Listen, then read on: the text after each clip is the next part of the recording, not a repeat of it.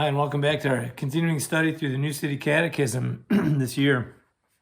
Question 50 this week is, what does Christ's resurrection mean for us? And I have to say that I agree with the Apostle Paul. The resurrection of Jesus Christ means everything to us.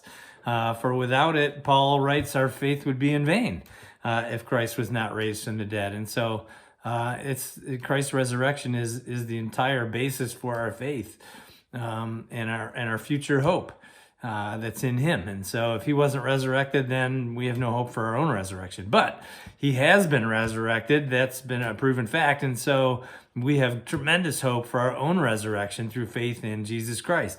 Paul writes that exercise in the body has some value. Keeping this body going is for the time that God has allowed us to be here is a good thing. But it pales in comparison to that godliness that we are to be developing, our character, the inner man, as we develop that throughout our lifetime to become more like Christ. That's our sanctification as we look forward to the glorification, which is in our resurrection when this body will fade away.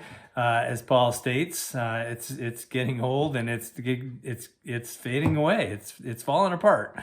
So we look forward to the new resurrection body that we're going to have, the glorified body that God has made us to live in for all of eternity. And so we live here in a body that's going to be that's short-lived, but we will live there for all of eternity in our glorified body. And so we look forward to that. So what do we do in the meantime?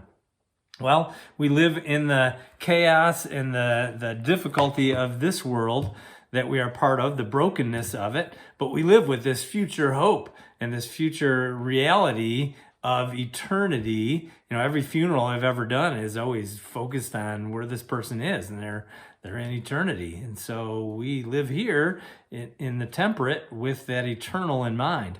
And as we live that out each and every day, we are to be worshiping God, glorifying him in all that we do, ultimately practicing for eternity. And so we look forward to that as we bring it home today.